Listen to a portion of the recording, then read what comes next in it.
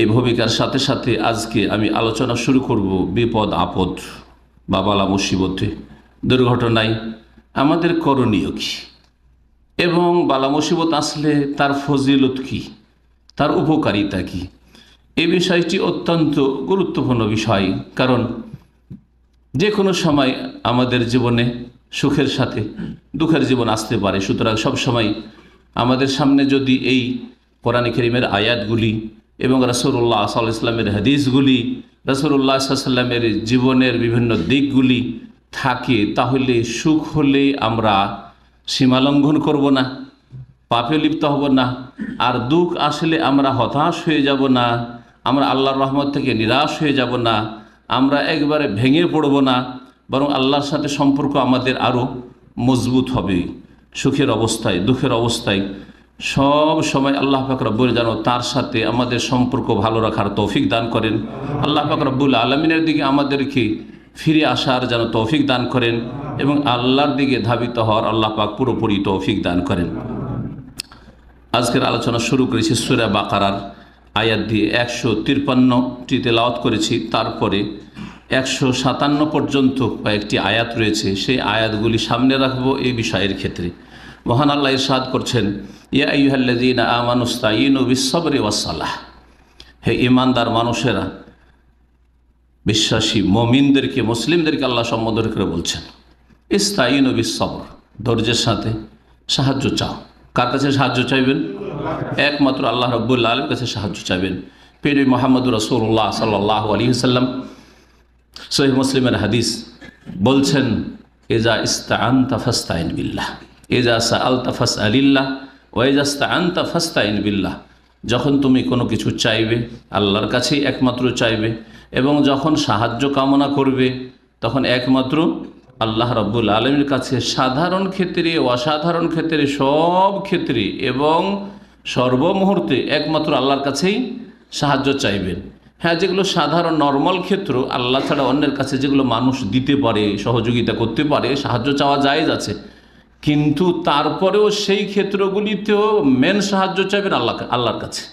আর যেগুলো অসাধারণ বিষয়, যেগুলো কোনো আল্লাহর সৃষ্টি দিতে পারে না, কোনো শক্তি দিতে পারে না, অদৃশ্য থেকে দেওয়া, হ্যাঁ, এবং অসাধারণ দেওয়া, হায়াত মৌতের মালিক, সুখ দুঃখের মালিক হওয়া, হ্যাঁ, এই সমস্ত যেসব অসাধারণ বিষয় রয়েছে, সুস্থতা অসুস্থতা, রোগের আরোগ্য ইত্যাদি ইত্যাদি অসাধারণ যে বিষয়গুলো রয়েছে, একমাত্র দাতাকে মহান আল্লাহ রাব্বুল আলামিন। সুতরাং যখন তুমি চাইবে, নবী সাল্লাল্লাহু আলাইহি ওয়াসাল্লাম বলছেন সাহায্য, ওয়া ইযা ইসতাআনতা ফাস্তাইন বিল্লাহ, আল্লাহর কাছেই সাহায্য চাইবে। সূরা ফাতিহা যথেষ্ট। মহান আল্লাহ ইরশাদ করেছেন, ইয়্যাকা না'বুদু ওয়া ইয়্যাকা নাস্তাঈন। এটা আল্লাহ শিখিয়েছেন বান্দাকে, যেন আল্লাহ বলছেন যে বান্দা তুমি এইভাবে বলো। মহান আল্লাহ শিখাচ্ছেন, তুমি এভাবে আমার প্রশংসা করো। সূরা ফাতিহার 3.5টি আয়াতে 7টি আয়াতের এইভাবে আমার গুণগান করো। আলহামদুলিল্লাহ রাব্বিল আলামিন, আর রহমানির রহিম, মালিক ইয়াউমিদ্দিন, হ্যাঁ, ইয়্যাকা না'বুদু 3.5 এতদূর পর্যন্ত। এইভাবে তুমি আমার সামনে আমার প্রশংসা, গুণগান, হ্যাঁ, মহিমা এসব পেশ করো, আর তারপরে অঙ্গীকার করো যে হে আল্লাহ, তোমার ইবাদতের জন্য তুমি আমাকে সৃষ্টি করেছো, সুতরাং ইয়্যাকা না'বুদু, আমি তোমারই ইবাদত করি। এই স্বীকারোক্তি করো, একমাত্র তোমারই ইবাদত করি, আর কারো ইবাদত করি না, তোমারই গোলামি করি, আর কারো গোলামি করি না, তোমাকেই সেজদা করি, আর কাউকে সেজদা করি না, তোমার কাছেই দোয়া করি, আর কারো কাছে দোয়া করি না। ইয়্যাকা না'বুদু, সমস্ত ইবাদতবন্দি তোমার জন্য খাস করি। তারপরে ওয়া ইয়্যাকা নাস্তাঈন, আর একমাত্র তোমার কাছেই সাহায্য কামনা করি, সাহায্য চাই। ওয়া ইয়্যাকা নাস্তাঈন, একমাত্র তোমার কাছেই সাহায্য চাই। আল্লাহ পাক রব্বুল কোরআন কারীমের শুরুতেই শিখিয়েছেন, জীবনের প্রতিটি ক্ষেত্রে আপনি যতই সুখে থাকেন তারপরও সাহায্য চাইবেন কার কাছে? আল্লাহর কাছে। আর যতই দুঃখে থাকেন না কেন সাহায্য চাইবেন কার কাছে? একমাত্র আল্লাহ রাব্বুল আলামিনের কাছে সাহায্য চাইবেন। ওয়া ইয়্যাকা নাস্তাঈন, আর তারপরে ইহদিনাস সিরাতাল মুস্তাকিম সিরাতাল লাযীনা আন'আমতা আলাইহিম গায়রিল মাগদুবি আলাইহিম ওয়ালাদ দাল্লিন। এতে বাকি বিষয়গুলি আল্লাহ চাইতে বলেছেন। মহান আল্লাহ এখানে ওই সাহায্য চাওয়ার কথা বলছেন, ইস্তাঈনু, ওয়াইয়াকা নাস্তাইন, ওখান থেকে ইস্তাইনও, তোমরা সাহায্য কামনা করো, কিন্তু বিশ্বরে ধৈর্যের সাথে, তাড়াহুড়া করে না।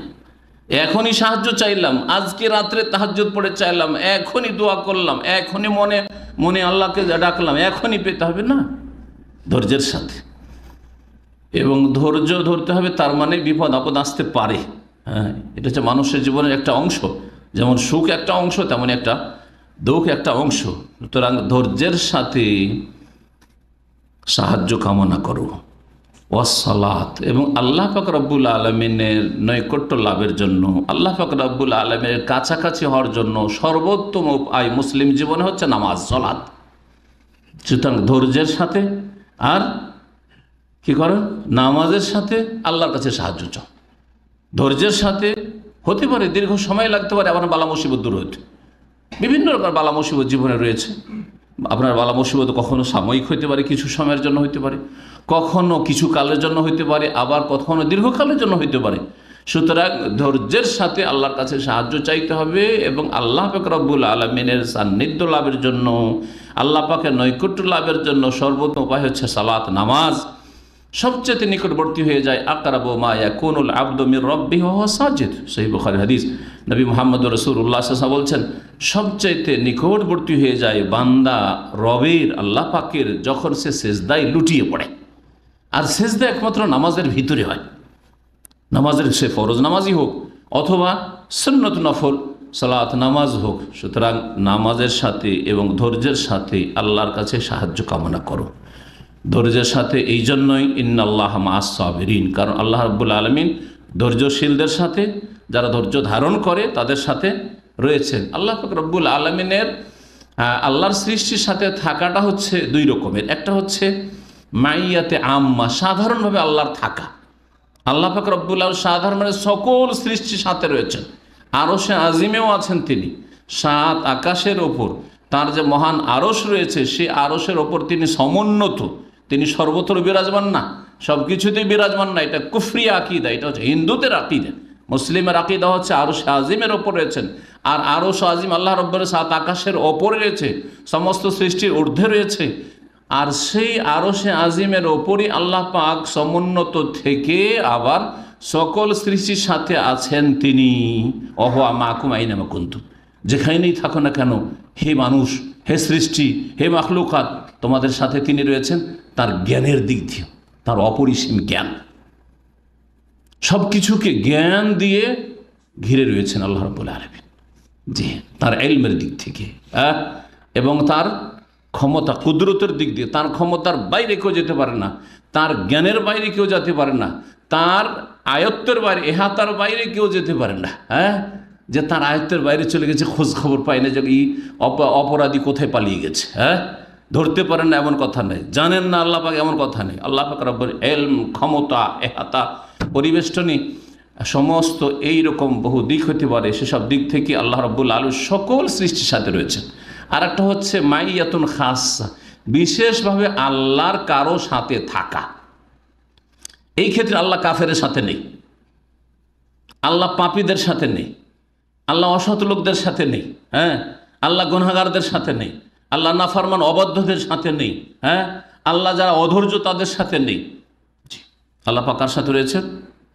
ইন্নাল্লাহা মা'আস সাবিরিন, আল্লাহ ধৈর্যশীলদের সাথে রয়েছেন, আল্লাহ সত্যবাদীদের সাথে রয়েছেন, আল্লাহ পাক নিষ্ঠাবান মুহসিনিনদের সাথে রয়েছেন, আল্লাহ পাক রব্বুল আলামিন যারা তার খাঁটি বান্দা তাদের সাথে রয়েছেন, খাঁটি মুমিন তাদের সাথে রয়েছেন। এইরকম বহু আয়াতে খাসভাবে আল্লাহ পাক রব্বুল তার খাস বান্দাদের সাথে রয়েছেন, তার খাস বান্দাদের সাথে আল্লাহ পাক খাসভাবে মানে বিশেষভাবে রয়েছেন। এই বিশেষভাবে থাকা কেমন?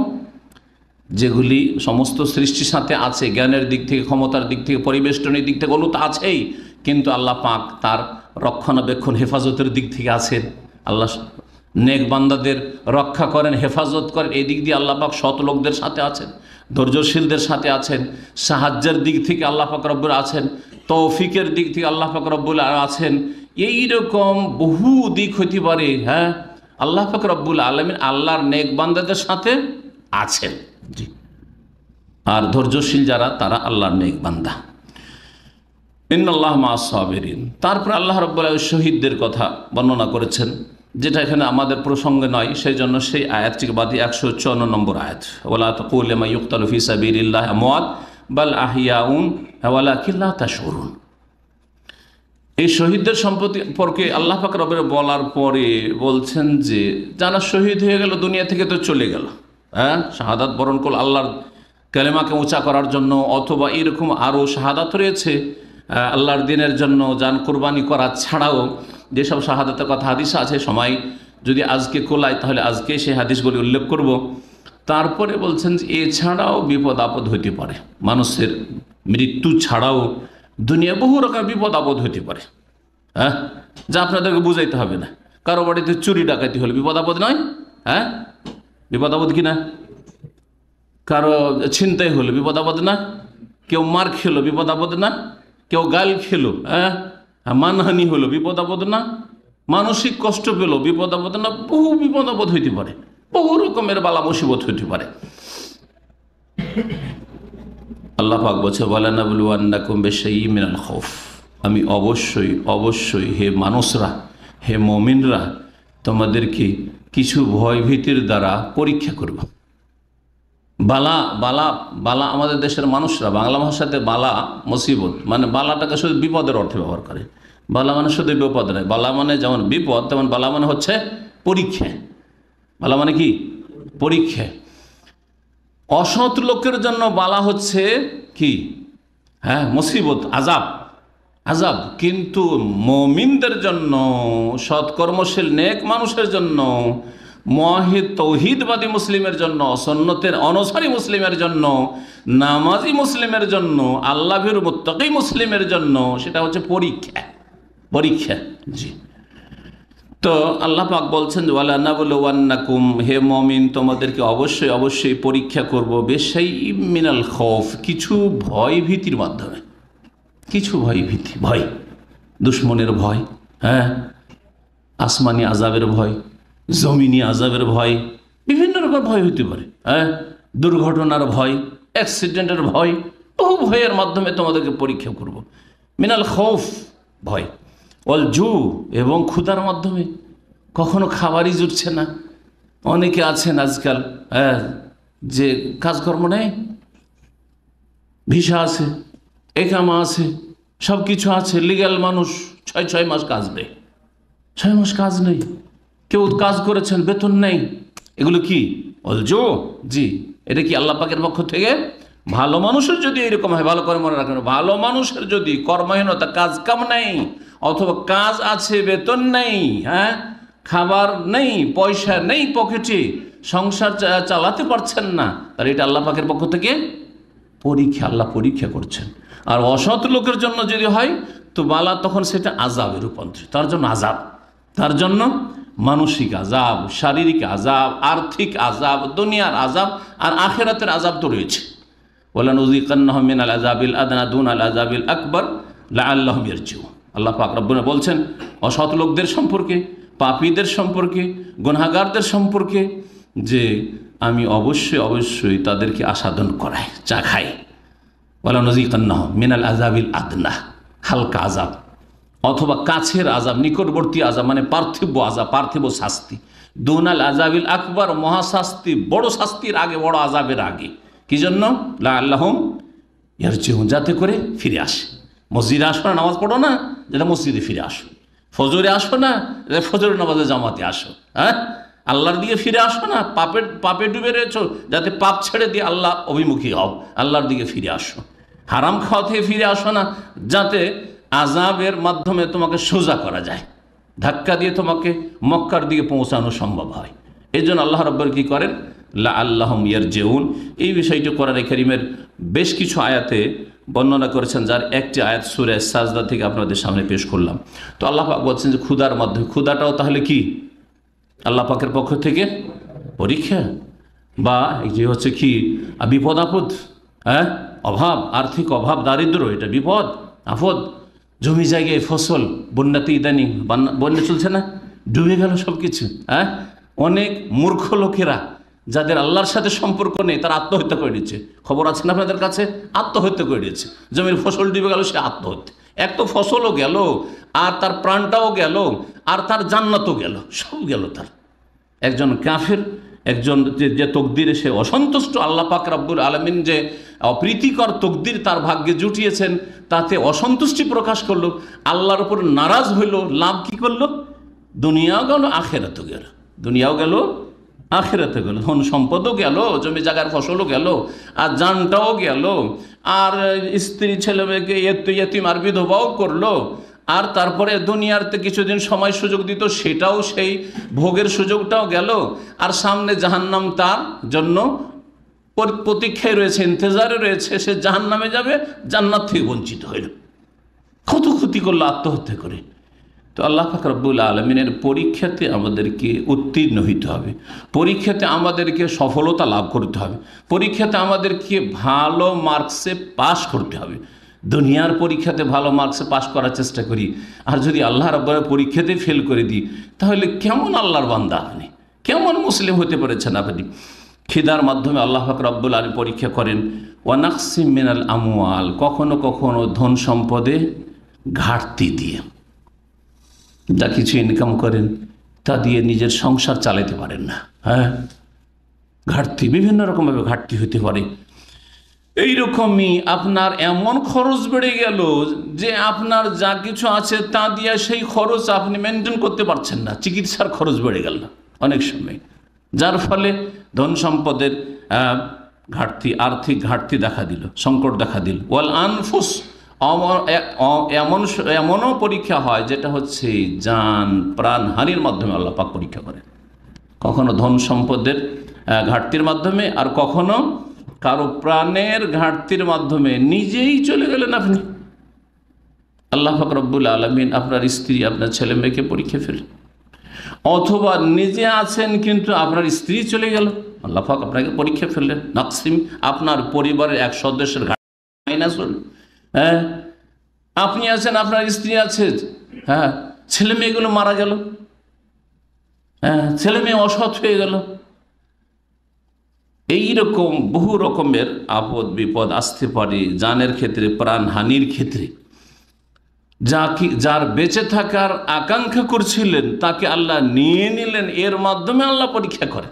আপনার মন চাইছিল যে তিনি বেঁচে থাক, হ্যাঁ, সে থাকুক, আপনার ছেলে হোক আর বাপ হোক আর মাই হোক, অথবা কেউ হোক, ভাই হোক আর বোন হোক, আপনি চাইছিলেন যে আরও দীর্ঘদিন বেঁচে থাক, কিন্তু আল্লাহ রব্বুল আলামিন এর মাধ্যমে পরীক্ষা করছেন। ওয়াসামারাত, আর ফলের ঘাটতির মাধ্যমে, গাছ আছে, আম বাগান আছে, মুকুল আল্লাহ দেখিয়ে দিলেন, আর তারপরে মুকুলকে ফাল্গুন মাসের পানি দিয়ে জ্বালিয়ে দিলেন। জি হ্যাঁ, যারা আমের এলাকার মানুষ তারা বুঝবেন। হ্যাঁ, লিচির ভালো মুকুল দেখেন, লিচুর বা ভালো মুকুল দেখলেন, তারপরে লিচু নেই। হ্যাঁ, বিভিন্ন ফলের গাছ, জি দেখছেন, খুব আশা করে বসে আছেন যে এবার গাছ তো খুব ভালো, বাগান এত হবে এত হবে, অনেক হিসাব কষেছেন, অথবা বাগানের ব্যবসায়ী যারা ফলমূলের ব্যবসা বাণিজ্য করেন, কিন্তু মার খেয়ে গেলেন। এইভাবে আল্লাহ পাক পরীক্ষা করেন। এইরকম যখন পরীক্ষা আল্লাহর হয় তখন কি করা উচিত? আল্লাহ বলছেন যে ধৈর্য ধরতে হবে। এর সমাধান হচ্ছে কি? ধৈর্য ধারণ করা, ধৈর্য ধারণ করা। আল্লাহ তাই বলছেন ওয়াবাশশিরি সাবিরিন, ধৈর্য ধারণ করতে হবে, কারণ ধৈর্য ধারণকারীদের জন্যই রয়েছে সুসংবাদ। ওয়াবাশশিরি সাবিরিন, হে নবী মুহাম্মদ রাসূলুল্লাহ সাল্লাল্লাহু আলাইহি ওয়াসাল্লাম, আল্লাহ পাক তার প্রিয় নবীকে সম্বোধন করে বলছেন তুমি সুসংবাদ দিয়ে দাও ধৈর্যশীলদেরকে। স্বয়ং নবী সাল্লাল্লাহু আলাইহি ওয়াসাল্লামকে আল্লাহ বলছেন যে তুমি সুসংবাদ দিয়ে দাও তোমার উম্মতের যারা ধৈর্যশীল তাদেরকে, ধৈর্য ধারণ করে। ধৈর্য ধারণ করা মানে এই নয় যে কান্নাকাটি করে, হা হুতাশ করে, আর আল্লাহর উপর অসন্তুষ্টি প্রকাশ করে, আর মন খারাপ করে, আর বিভিন্ন রকমের উল্টো পাল্টা কথা বলার পরে 2-4 মাস পরে ধৈর্য ধরলাম। এই ধৈর্য নাস্তিক, কাফের, আল্লাহ পরকাল কিছুই জানে না, সেও তো ধৈর্য ধারণ করে না? ওরা কি সারা জীবন কাঁদতে থাকিনি বাপ মা মারা গেলে বা ছেলে মা মারা গেলে? না, তারও এক সময় তাদের কান্না বন্ধ হয়ে যায়, তাদের শোক শেষ হয়ে যায়, তারপরে তারা আবার নর্মাল সাধারণ জীবনযাপন করা শুরু করে। তো ওই রকম ধৈর্য আপনি একজন মুসলিম হিসাবে, একজন মুমিন মুত্তাকি হিসাবে ধরবেন। 2-4 মাস খুব কান্নাকাটি করবেন, ভেঙে পড়বেন, কাজকর্ম করবেন না, উঠবেন না, চলবেন না, খাবেন না, এইটা তো ধৈর্য হলো না। তাহলে এই জন্য প্রিয় নবী মুহাম্মদ রাসূলুল্লাহ সাল্লাল্লাহু আলাইহি ওয়াসাল্লাম এক মহিলাকে বলেছিলেন, যে মহিলা তার একটি ছেলে অথবা মেয়ে ইন্তেকাল করেছিল আর তার ওপর সে খুব দুঃখে ছিল। নবী সাল্লাল্লাহু আলাইহি সাল্লামকে সেই মহিলা চিনত না, প্রথম ধৈর্য ধারণের কথা যেন উপদেশ দিলেন, তখন বলছে যে এলাইকা আননি, আপনি আপনার কাজ করেন, আপনি আপনার কাজ করেন। রাস্তা দিয়েছেন নবী সাল্লাল্লাহু আলাইহি ওয়াসাল্লাম, বলছে এলাইকা আননি, তুমি তোমার কাজ করো বাবা, আপনি আপনার কাজ করেন। লাম তুসাব্বে মুসিবাতি, আমার বিপদ আপনার উপর আসেনি তো, ওই জন্য মজা লাগছে না, উপদেশ দিতে পারছেন আপনি। আমার বালা মুসিবতটা যদি আপনার উপর আসতো তাইলে না বুঝতেন, এইরকম বলেছে। তারপরে অন্য লোকেরা বলছে, আরে মহিলা তুমি কি বললে, উনি রাসূলুল্লাহ সাল্লাল্লাহু আলাইহি ওয়াসাল্লাম, তিনি তোমার রাসূল সাল্লাল্লাহু আলাইহি ওয়াসাল্লাম। তখন এসে ওযর পেশ করে, ইয়া রাসূলুল্লাহ, হ্যাঁ লাম আরিফ, আপনাকে আমি চিনতে পারিনি, আমাকে ক্ষমা করে দেবেন। রাসূলুল্লাহ সাল্লাল্লাহু আলাইহি ওয়াসাল্লাম উদার অন্তর রাখতেন, আগেই অগ্রিম ক্ষমা করে দিয়েছেন, কারণ সে জানে না সেই জন্য এই কথা বলেছে, বিয়াদবি কথা বলেছে।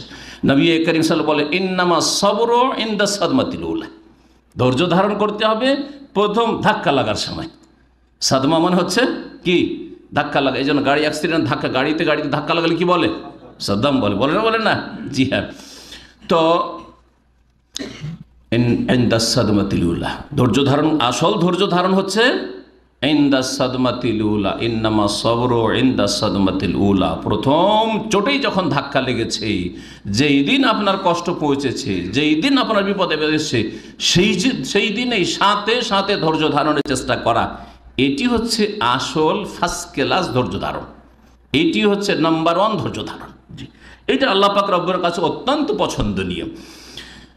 ধৈর্য ধারণকারীদের জন্য সুসংবাদ দিয়ে দাও হে নবী মুহাম্মদ সাল্লাল্লাহু আলাইহি ওয়াসাল্লাম। তারপরে 156 নম্বরে আল্লাহ পাক বলছেন যে যারা ধৈর্য ধারণ করবে তারা কি বলবে, বালা মুসিবত এসছে, হাই কি হইল, এরকম বলবে। আল্লাহ তুমি এরকম কেন করলে, এরকম বলবেন যে আল্লাহ তুমি আমাকে পেয়েছিলে আর কাউকে পাওনি। আল্লাহ আমি এত নামাজ পড়ি, রোজা রাখি, এত ইবাদতবন্দি করি, তারপরেও আল্লাহ আমি এত দিনের কাজ করি, তারপরে তুমি আমাকে এইরকম আঘাত দিলে, তো কষ্ট ফেললে, এইরকম না, এটা ধৈর্য ধারণ হইল না। আল্লাহ আমি এত নেকির সফরে ছিলাম, তারপরে এইরকম, না না না না, আপনি অভিযোগ করছেন আল্লাহর বিরুদ্ধে, আপনি কমপ্লেন করছেন। আপনি চিন্তা করেন, আপনার সুপারভাইজার, ফোরম্যান, পার্সোনাল ম্যানেজারের বিরুদ্ধে যদি কোথাও পাশে সাথী সঙ্গীদেরকে বলেন, সেটাকে কমপ্লেন, অভিযোগ বলে গণ্য করা হয়। তুই আমার শিকায়ত করছিস, তুই কমপ্লেন করছিস, আচ্ছা তোকে দেখাচ্ছি, তাই না? রব্বুল আলামিন আল্লাহ সম্পর্কে আপনি কমপ্লেন করবেন? আপনি কার কাছে কমপ্লেন করবেন? যে অসহায় কিছু দিতে পারে না তার সামনে বয়ান করছেন যে হাই আল্লাহ কি করলে, মানুষকে শোনাচ্ছেন। তার মানে আল্লাহ পাকের কমপ্লেন, অভিযোগ মানুষের সামনে, অসহায় যারা কিছুই করতে পারে না, আপনার লাভ কিছুই দিতে পারে না, তাদের সামনে আল্লাহ পাক রব্বুল আলামিনের বিরুদ্ধে আপনি অভিযোগ করছেন। আপনি খবরদার এরকম কাজ করবেন না, বরং কি বলবেন, জি হ্যাঁ, ইন্না লিল্লাহ, কি বলবেন, আল্লাযীনা ইযা আসাবাতহুম মুসিবাহ। ধৈর্যশীল কারা, প্রথম কথা, ধৈর্যশীল কারা? যারা হাহুতাশ করে না, যারা আক্ষেপ করে না, যারা ভেঙে পড়ে না, যারা একেবারে মানুষের সামনে দুঃখের কথা সবসময় বলে বেড়ায়, যেখানে সেখানে এইরকম নয়, বরং আল্লাযীনা ইযা আসাবাতহুম মুসিবাহ, তাদের ওপর যদি কোনো মুসিবত আপতিত হয়, বিপদ আপদ নেমে আসে, কালু, তখন তারা বলে ইন্না লিল্লাহ। ইন্না লিল্লাহ মানে কি? হ্যাঁ, জোরে বলেন। নিশ্চয়ই আমরা আল্লাহর, ভালো করে শোনেন, নিশ্চয়ই আমরা সকলে কার? আল্লাহর। আমরা কার? এই মাথা থেকে পা পর্যন্ত এই বডিটা কার দেওয়া? রুহটা, আত্মাটা কার দেওয়া? হ্যাঁ, এই যে বাক শক্তি কার দেওয়া? চোখ যে দেখছি, আপনারা দেখছেন, কার দেওয়া? হাত পা সব কিছু কার দেওয়া? সমস্ত শক্তি, ধন সম্পদ, বাড়িতে যা আছে, পকেটে যা আছে, কার দেওয়া? আপনার স্ত্রীটা কার দেওয়া? হ্যাঁ, আপনার ছেলে মেয়েগুলো কার দেওয়া? কার দান? বাবার দান, গৌস আর কুতুবের দান, হ্যাঁ, পীর ওলির দান, রব্বুল আলামিনের দান। ইন্না লিল্লাহ, আমি শুধু না, আমরা সকলে কার? মানে আমাদের মালিক হচ্ছে আল্লাহ। আল্লাহর যখন আমরা সকলে, আল্লাহর জিনিস যদি আল্লাহ ফিরিয়ে নেন তো রাগ করবেন নাকি? আল্লাহ যদি আল্লাহর জিনিস ফিরিয়ে চান তাহলে কি অভিযোগ করবেন নাকি? হ্যাঁ, আমি এখন এই মোবাইলটা দিয়েছি আপনাদেরকে, ভাইদেরকে দিয়েছি আমার মোবাইলটা, বলছে লাইভ করবো, তো ঠিক আছে দিলাম। আর তারপর আলোচনা শেষ হইল, আর তারপরে ফিরিয়ে চাইলাম যে শেখ মোবাইলটা খুব পছন্দ লেগেছে, আর ব্যবহার করে খুব আমাকে ভালো লেগেছে, আর খুব মায়া হয়ে গেছে মোবাইলটার ওপর, আর মোবাইলটা আমি ছাড়তে চাইছি না। তো আপনি অন্যায় করবেন না, অন্যায় করবেন না আমার উপর? হ্যাঁ না, কথা ঠিক? আপনার যুক্তি তো ঠিক আছে। মোবাইলটা নেড়ে চেড়ে খুব পছন্দ লেগেছে, হ্যাঁ, ভোগ করার পরে মোবাইলটা ব্যবহার করে খুব ভালো লেগেছে আমাকে, আর মোবাইলটার উপর খুব মায়া বসে গেছে আমার। এখন মোবাইলটা আমরা রেখে নিতে চাই, আপনাকে দিতে চাই না। যদি আমাকে বলেন তো আপনারা অন্যায় করবেন কি না আমার ওপর? কারণ মোবাইলটা কার? আমার। মোবাইলটা কার? আমার। আমার জিনিস আমাকে ফিরিয়ে দেন, আমার জিনিস আমি ফিরিয়ে চাইছি, আমাকে ফিরিয়ে দেন। যদি আপনারা অজুহাত করেন যে খুব মায়া, মোবাইলটা খুব পছন্দ, মোবাইলটা খুব ভালোবেসেছি, সুতরাং আমি দেব না, চলবে? ওই রকমই আপনার স্ত্রী আল্লাহর, আপনার স্বামী আল্লাহর, হ্যাঁ, আপনার বাপ আল্লাহর, আপনার ছেলে আল্লাহর, আপনার ধন সম্পদ আল্লাহর, আপনার বাড়িঘর আল্লাহর, সব কিছু আল্লাহর। ইন্না লিল্লাহ, আমরা সকলে আল্লাহর। আল্লাহর জিনিস আল্লাহ যদি চেয়ে নেন যে এতদিন দিয়েছিলাম, এখন আমার জিনিস আমাকে ফিরিয়ে দাও, আপত্তি করবেন নাকি? না বলবে আল্লাহ বড় জুলুম করে দিলেন, নাউজুবিল্লাহ, কেন আমার বাপকে নিয়ে নিল, কেন আমার স্বামীকে নিয়ে নিল, কেন আমার ছেলেকে নিয়ে নিল, ঠিক না? কেন আমার দিনী ভাইকে নিয়ে নিল, কমপ্লেন করবেন? ইন্না লিল্লাহ, আমরা সকলে কার? আল্লাহ। সুবহানাল্লাহ। এই দোয়াটি কোরআনী দোয়ার ওপর যদি একটু গভীরভাবে চিন্তা করেন, এর নাম হচ্ছে তাদাব্বুরে কোরআন। কোরআন নিয়ে গভীরভাবে চিন্তা করা, কোরআন নিয়ে গৌর ফিকির করা। আফালা ইয়াতাদাব্বারুন আল কোরআন আম আলা কুলুবিন আকফালুহা। তারা কি কোরআন নিয়ে চিন্তা করেন না? গভীরভাবে কোরআন এর আয়াত, কোরআনের এক একটি বাক্য, হ্যাঁ, কোরআনের এক একটি কথার ওপর আপনি গভীরভাবে চিন্তা করেন। তো ইন্না লিল্লাহ, আমরা সকলে আল্লাহর। আর যখন আল্লাহর, যার জিনিস তার কাছে কোনো একদিন ফিরে যাবে না, যাবে না, তা বলছেন ওয়া ইন্না ইলাইহি রাজিউন। সুতরাং নিশ্চয়ই আমরা সকলেই আল্লাহর কাছে ফিরে যাব। আমাদের সকলকে আল্লাহর কাছে কি করতে হবে? প্রত্যাবর্তন করতে হবে, ফিরে যেতে হবে। এতেও কোনো সন্দেহ নেই, এতে কোনো সন্দেহ নেই। কাইফা তাকফুরুনা বিল্লাহ ওয়া কুনতুম আমওয়াতান ফাআহইয়াকুম সুম্মা ইউমীতুকুম সুম্মা ইউহয়িকুম সুম্মা ইলাইহি তুরজাউন। কি করে আল্লাহর সাথে তোমরা কুফরি করছো?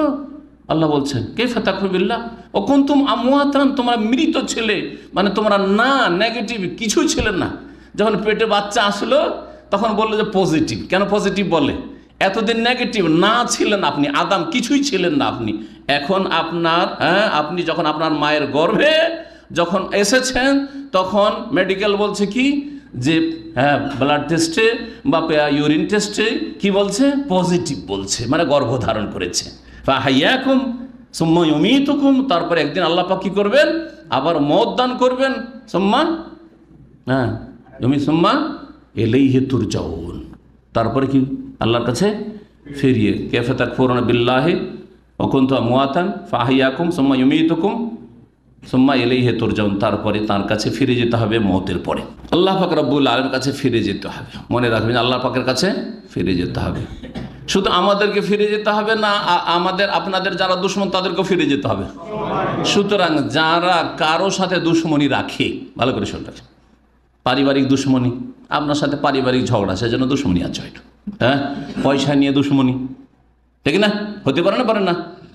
হ্যাঁ, গোত্রীয় দুশমনি, যে কোনো রকমের শত্রুতা, ধর্মীয় দুশমনি, আকিদার দুশমনি, মুসলিম আর কাফের, অথবা মুসলিম কিন্তু বিদাতি মুসলিম আর সহি আকিদার মুসলিম, যার ফলে বিদাতি মুসলিম যারা নিজে মুসলিম দাবিদার, তারা সহি আকিদার কোরআন সুন্নাহর অনুসারী ভাইদের কট্টর দুশ্মন। এত দুশ্মনের দুশ্মন যে ইহুদি নাসারার ক্ষেত্রে এত দুশ্মনী রাখে না। কোনো ইহুদি নাসারা যদি দুর্ঘটনার শিকার হয় তো এত খুশি হয় না। কোনো ইহুদি নাসারা যদি মারা যায়, হালাক হয়, তো এত খুশি হয় না। যত খুশি হয় সহি আকিদার কোনো ভাই বোনের ক্ষয়ক্ষতি হইলে। কত দুশ্মনী তাদের ভরা আছে। তাদেরকে বলছি যে শুধু মারা যাবে আর শুধু হতাহত হবে বা ক্ষতিগ্রস্ত হবে তোমাদের যারা দুশ্মন তারা, আর তোমরা হবে না, তোমাদের হবে না। আজকে যদি কারো পালা হয়, কালকে আর কারো পালা রয়েছে। আজকে যদি তোমার দুশ্মন যাদের মনে করছো তাদের পালা থাকে, তো কালকে তোমাদের পালা আসতে পারে না, পারে না? একদিন তো মতের পালা আসবে, মতের পালা অবশ্যই আসবে। সুতরাং ভালো করে মনে রাখবেন যে কারো দুশ্মনী করে অথবা কারো বিরুদ্ধে বিদ্বেষ প্রকাশ করে কোনো ক্ষতি করতে পারবে না। আল্লাহ পাক রব্বুল যার ভাগ্যে যতটা রেখেছেন, যেইভাবে রেখেছেন সেটাই ঘটবে, তার একটু সামনেও যাবে না আর তার পিছনেও থাকবে না। এটা হচ্ছে তাকদীরের প্রতি ঈমান ভালো করে মনে রাখবেন। ইন্না লিল্লাহ, কি বলতে হবে? ইন্না লিল্লাহি ওয়া ইন্না ইলাইহি রাজিউন। আমরা সকলে আল্লাহর, সুতরাং নিশ্চয়ই আমরা সকলেই আল্লাহর দিকে একদিন ফিরে যাব। যেতে হবে, সবাইকে যেতে হবে না? কয়েকদিন আগে আমাকে এক ভাই বলছে, আমাদের দিনী ভাই এখানে আসেন, বলছেন আমার আব্বা ইন্তেকাল করেছে আর খুব কান্না করছে টেলিফোনে। ধৈর্য ধারণ করতে বললাম। সুবহানাল্লাহ। হ্যাঁ, আপনার আব্বা আজকে গেছেন। আরে আপনার আব্বা আমার আব্বার চাইতে প্রিয় আমার কাছে, আপনার কাছে মুহাম্মদুর রাসূলুল্লাহ, তিনি দুনিয়া থেকে চলে গেছেন, তিনি দুনিয়া থেকে চলেছেন। আমার আব্বা আপনার আব্বার চাইতে প্রিয় আবু বকর সিদ্দিক, ওমর, ওসমান, আলী, সাহাবায়ে কেরাম, তাই না? এটা ঈমানি ভালোবাসা, ঈমানি শ্রদ্ধা, ঈমানি ভালোবাসা। তারা দুনিয়া থেকে চলে গেছেন। সুতরাং সবাইকে যেতে হবে। আল্লাহ পাক সময় যার যখন নির্ধারণ করেছেন তখনই তাকে যেতে হবে। ওয়া ইন্না ইলাইহি রাজিউন। যারা